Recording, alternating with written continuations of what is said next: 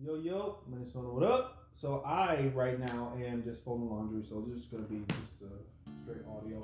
I had someone hit me up a month ago in the comments asking me if I could do a video on Elegbara, and I was like, dude, there's so much information on Elegbara, but I'm gonna try my best and hopefully bring something new to the table that you hopefully didn't know. Okay, so the first thing I want to touch on is, when it comes to tending Elegbara, this is something my mother taught me and I confirmed later on in life, that I give grass, or you can give grass to Elegbara.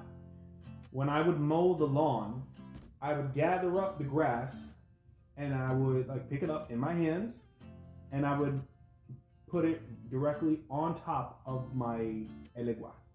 Okay? And I would also do the same, we're talking about years ago, so I didn't have the fundamento vochosi back then, but I would put it on top of my Elegbara and on top of my wound. But it's an herb that, as common as it is, it's actually very important. It's something that needs to be in the orchard room, one of many herbs that gotta be in the orchard room. But it's so important because it belongs to Elegbara, grass. Now, there's so many different species of grass, and there's crabgrass, there's bluegrass, there's Chinese box grass. But the grass that I'm referring to for the most part is what's called hierba fina. So that's Spanish, literally means fine herb. But the preference when it comes to the grass that's given to Elegbara is the really thin grass. But in the absence of that grass, because some people live in parts of the world where they simply do not have that kind of grass. There's also, other than that thin fine grass, there's another one. I think it grows in China. It's like super soft. It's like stepping on clouds. But I definitely confirmed and was told, grass is grass. So the stuff, and when I say grass, I don't mean like anything mystical. I mean literally the stuff when you walk out of your house, when you go to school, when you go to the mall, when you freaking, grass. That stuff with a person with a nice green lawn, that stuff belongs to Elegbara. Okay? So it's something super duper simple that everybody can do. And that's something that I've been doing for years. I haven't done it in a long time, especially when I was living in the city. But when I was living in Jersey and had a yard and everything, when I happened to mow the lawn, or I just felt like it, and I would go outside with scissors and I would get a couple blades of grass, put that on top of my Elegbara, and made it, at some point I made it a part of my little routine, of my weekly routine. Everybody says, the basic stuff, once a week on a Monday, you put rum, palm oil, umitutu, all that jazz. And I included grass. Why? Because grass belongs to Elegbara, okay? Number 2, this whole idea about whether it's good to whistle or not to whistle in the presence of Elegbara. So I'm gonna give you 4, if I can remember them, 4 different explanations as to this whole whistling thing, okay? And when I say whistling, I mean both using the instrument and just using your mouth to whistle, okay? So the first one I'm gonna go with is what I've heard is that it's bad to whistle because it calls death. It calls Echu. I was not given a basis to this. Honestly, it was probably more of an espiritismo point of view.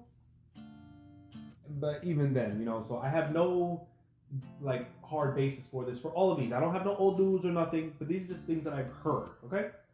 So one reason not to whistle is it supposedly calls death. Check.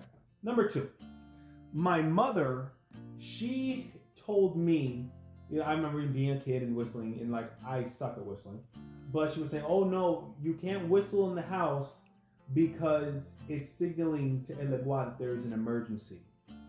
And so the only one who can whistle is Elegbara. The idea being that if you're minding your own business, especially if you're alone or just in general, and you hear a whistling, you're walking down the street, or you hear a whistle, that it is a signal from Elegbara to you to warn you that there is some kind of emergency. At which point you stop, take a look at your surroundings, or you make a phone call. You call your parents, you call your children, you call people that you're intimately connected with or to. It could be a spouse, it could be other household members, brothers, sisters, whatever. And you check up on them because maybe 5 minutes ago someone was in a car crash, something like that. And we've all heard the stories where, oh, I just felt something in my gut, my muerto told me or whatever told me that I need to check up on someone. And when I called them, I just learned that, 3 minutes ago, they just got into a car crash. So that's the idea, okay? That there's an emergency. So it's not good to whistle because it's the domain of Elegbara to signal when there's an emergency. Not unlike, I'm veering off a little bit, but not unlike the idea of Osun having those 4 little jingle bells around him to warn it. Basically, if you hear those jingle bells jingling, then that's a signal from Osun that there is some kind of emergency. Same thing if Osun falls over and there's, the cat didn't tip it over, it just falls over by itself. Okay, so Osun is giving you some kind of a dire warning, and so you have to go run and get a reading and see what's up. What is in your path that brought on such a sobo that that your Osun fell and quote unquote took the hit. Okay, so it's the same idea of if you hear a whistle, there's some kind of emergency, whether to you or someone that you're close to, or someone in your household. And with the bells of Osun, if you hear jingling, then there's some kind of emergency, okay? And the last one, not the last one, the second to last one is the reason why it's not good to whistle is because Elegbara has the privilege of being the only Orisha that is allowed to whistle in the palace. And when I say in the palace, it could be the palace of Obatala, the palace of Olofi, the palace of the king, the palace of royals. All the other Orisha and all other human beings like you and me are not allowed to whistle in the presence of royalty. But Elegbara being Elegbara, Echu being Echu, Echu Elegbara, whatever you want to call it, either way, it's a singular energy. This singular energy that we call Echu Elegbara is the only deity that is allowed to whistle in the presence of royalty and in the palace. That's how I heard it. It's the only one allowed to whistle in the quote-unquote palace. So I'm equating that to any palace of any royal. It could be the Mayao, Chuno, Batala, even Olofi, Olodumare, him or herself. So that's 3. Number 4 is something that I recently heard maybe a month ago or something. I was scrolling through YouTube. So there's a YouTuber named Baba Joseph. Seems like a really cool guy. I've never personally spoken to him, but I've seen his YouTube channel. He's doing very, very good for himself. I think he has like an interview, his latest interview with like David H. Brown, the one who wrote Santeria Enthroned. So that's really cool. He's a very respected author. Anyway, so this question was asked, and he spoke of his podcast, and his response was that there is no Odu to support the idea in any way, shape, or form that it is wrong or bad or has any negative connotation or effect to whistle within the presence of Elegbara or to whistle in general. So, and I just heard that. So I heard those 3 other ones about how it's wrong to whistle to Elegbara long before I ever heard that it's indifferent. It doesn't make a difference at all. But those are just four different point of views. A little caveat there is not every single thing that is done within Ocha has a corresponding Odu. All the major things do, of course, but there are certain, let's just use the example of when you get initiated. There's no Odu that says that the Ocha is not complete unless you get presented to a Catholic church.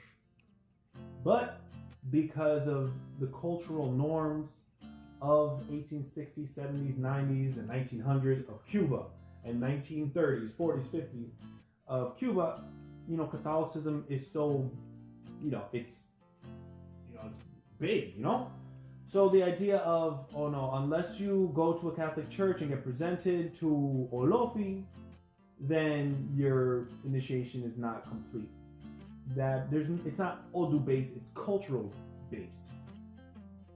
What's the other one I just had in my head? Also the idea of, and there's still some people that believe this. My original madrina, she's like, she's a Puerto Rican lady. She's like super old school. She's like 40 years old. Where she told me you cannot get initiated into Ocha until and unless you're a baptized Catholic. And I thought it was like, what are we talking about? And then I'll be damned, she was right. The old school, old way of Ocha, of la regla de Ocha, one of the reglas in la regla de Ocha was you had to be baptized Catholic in order to have Santo on your head, in order to have Orisha seated on your head and get fully initiated. There was no ifs, ands, or buts about it. But clearly, we're in 2023. Now the religion has expanded to all over the world.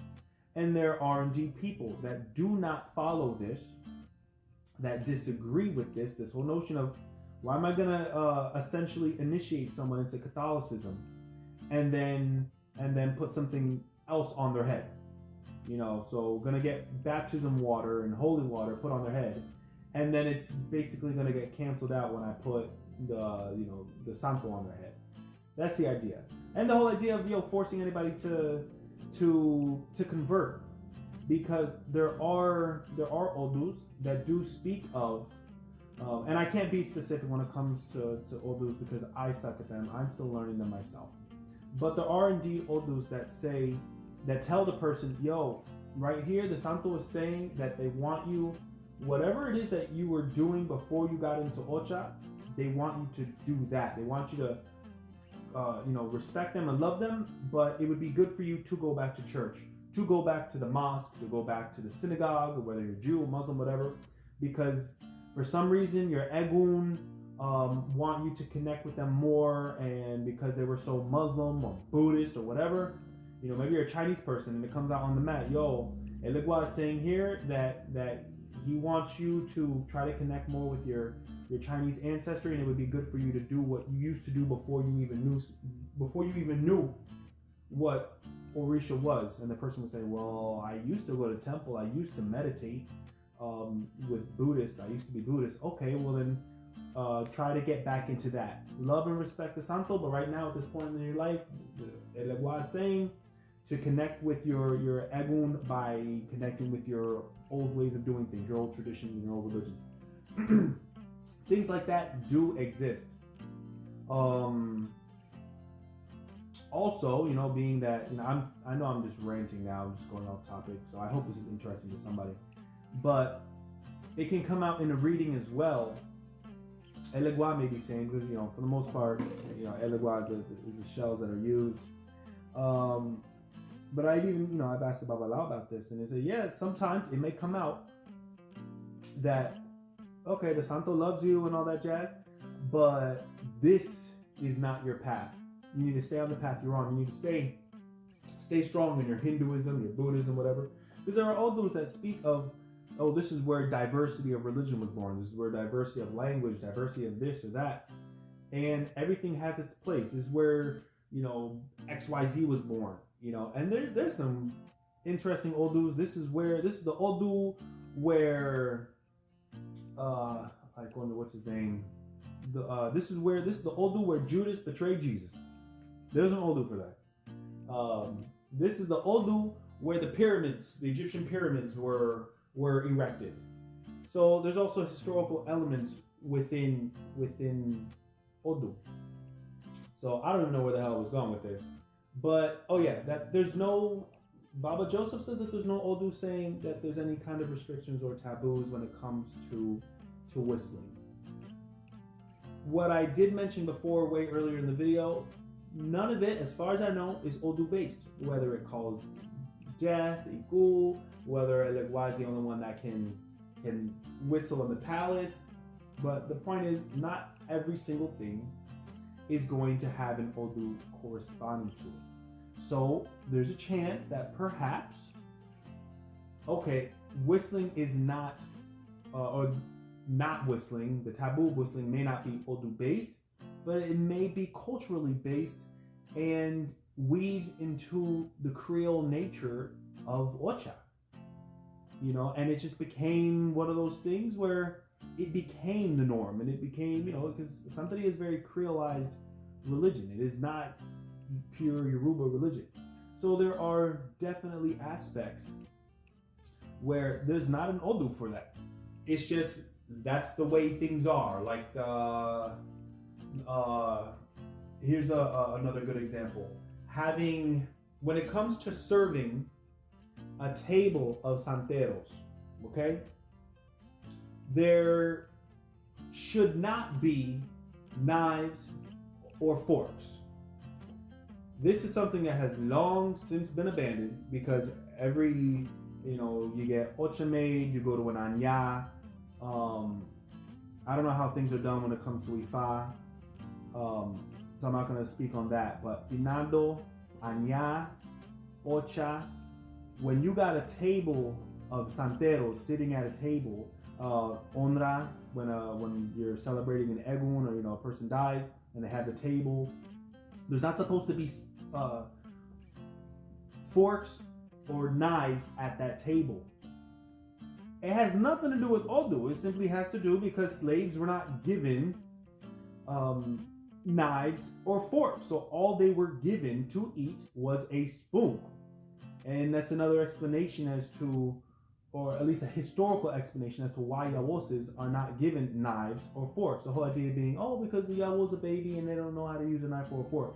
Well, that, and historically, there was no such thing as giving any forks or knives to a slave, because it's very easy to hide.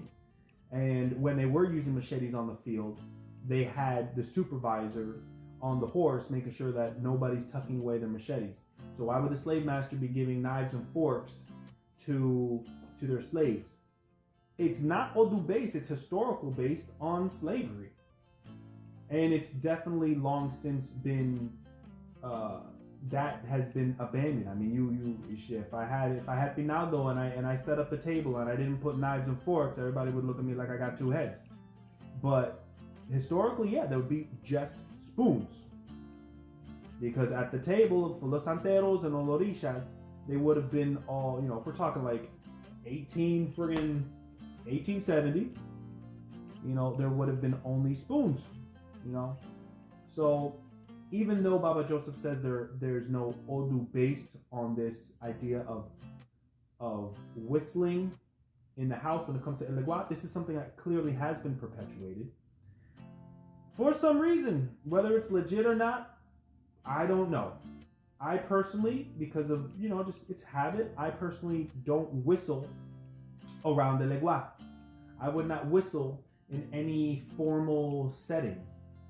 But if I'm outside, yeah, I'm gonna whistle. Oh, it's gonna call death. It's whistling. You know, there's freaking whistling competition. So that's as far as I take my superstition when it comes to whistling. I just don't do it around Elegbara, out of respect for, you know, because out of respect for Elegbara, because in all the stories, at least the first three that I told you, there is still a sense of Elegbara owns the whistle, the physical whistle, and the sound itself, the noise itself. So whether it's to warn about danger, whether it's to warn about death, or some kind of, or that's his authority, that only something he can do.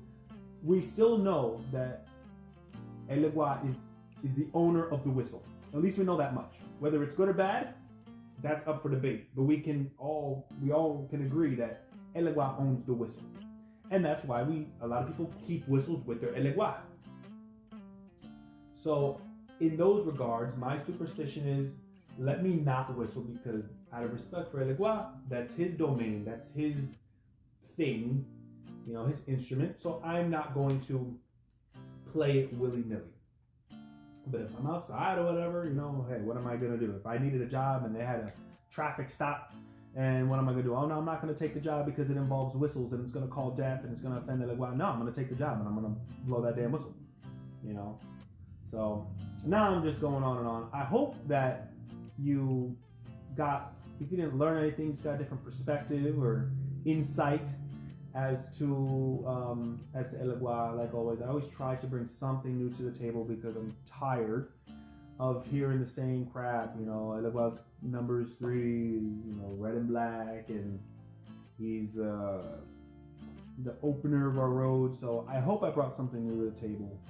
And let me know if you actually enjoy these kinds of candid, podcasty kind of videos. I know I have more than just this one, but I rarely do it. So let me know what you think of this format of me doing videos. Yeah, so that's it, guys. Peace out.